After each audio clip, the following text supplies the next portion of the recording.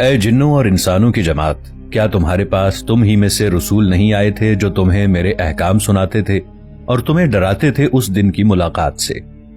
ناظرین، یہ آیت اس بات کی واضح دلیل ہے کہ جس طرح بنی نوع انسان میں پیغمبر مبعوث کیے گئے، اسی طرح قوم جنات میں بھی انہی میں سے نبی بھیجے گئے۔ دوستو، ویڈیو میں آگے بڑھنے سے پہلے پاکستان کے سب سے بڑے scientific channel if T V کو سبسکرائب کر لیں اور ساتھ موجود بیل آئیکن کو پریس کر لیں تاکہ ہماری آنے والی ویڈیوز آپ تک بر وقت پہنچتی رہیں۔ دوستو، جنات کو آگ کے شعلوں سے پیدا کیا گیا۔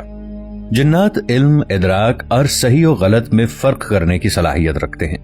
جنات کو انسانوں کی طرح احکام اور فرائض دیے گئے ہیں اور وہ ایک خاص شریعت پر چلتے ہیں۔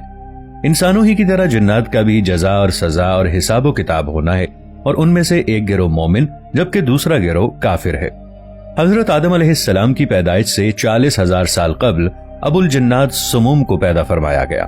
سموم تمام جنات کا باپ کہلایا۔ اللہ نے اسے آگ کے شعلوں سے پیدا فرمایا تھا، جبکہ کچھ علماء نے لکھا ہے کہ سب سے پہلے جن کا نام معارج تھا۔ جب اسے پیدا فرمایا گیا تو اللہ تعالیٰ نے فرمایا کہ اے ابو الجن، کیا تیری کوئی آرزو ہے؟ تو اس نے کہا کہ میری تمنا یہ ہے کہ ہم سب کو دیکھ سکیں لیکن ہمیں کوئی نہ دیکھے، اور میری نسل کے جنات ہمیشہ جوان رہیں۔ اللہ نے اس کی یہ تمنا پوری فرما دی، لہٰذا جنات ہر مخلوق کو دیکھ سکتے ہیں لیکن دوسرے لوگ انہیں نہیں دیکھ سکتے، اور جب وہ مرتے ہیں تو زمین میں غائب ہو جاتے ہیں، اور ان کا بوڑھا بھی جوان ہو کر مرتا ہے، یعنی انہیں بچے کی طرح کم عمری میں لوٹا دیا جاتا ہے۔ پھر اللہ نے اس کی بیوی مرجا کو پیدا فرمایا۔ ان دونوں کے تعلق سے ایک لڑکا اور ایک لڑکی کی پیدائش ہوئی۔ کچھ عرصے بعد ان کے بھی لڑکے اور لڑکیاں ہوئیں۔ اس طرح ان کی تعداد بڑھتی چلی گئی اور 70,000 کے قریب پہنچ گئی۔ لہٰذا اللہ نے ان پر قانون نافذ کر دیا اور پھر وہ جوڑوں، خاندانوں اور قبیلوں کی شکل میں رہنے لگے۔ جب جنوں کی نسل میں اضافہ ہوا تو اللہ نے انہیں رتبوں کے اعتبار سے زمین، ہوا اور پانی میں آباد کر دیا۔ جب وہ زمین میں آباد ہوئے تو ایک مدت تک اللہ کی عبادت کرتے رہے، پھر وقت گزرنے کے ساتھ ساتھ انہوں نے اللہ کی نافرمانی شروع کر دی اور زمین میں خون خرابہ اور فساد پھیلانے لگے۔ ان کا ایک بادشاہ تھا جس کا نام یوسف تھا۔ اللہ نے یوسف جن کو نبوت کے عہدے پر فائز کیا تاکہ قوم جنات کو ہدایت ملے۔ یہ جنوں کی قوم میں بھیجے گئے پہلے نبی تھے۔ جب انہوں نے اپنی قوم کو دعوت حق دی تو جنوں نے انہیں قتل کر ڈالا، لہٰذا اللہ نے بطور سزا دوسرے آسمان کے فرشتوں کا ایک لشکر بھیجا۔ اس لشکر کا نام لشکر جن تھا۔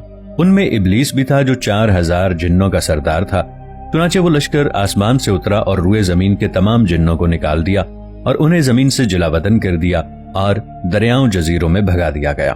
جبکہ کچھ مفسرین یوسف جن کو نبی نہیں مانتے بلکہ صرف بادشاہ قرار دیتے ہیں۔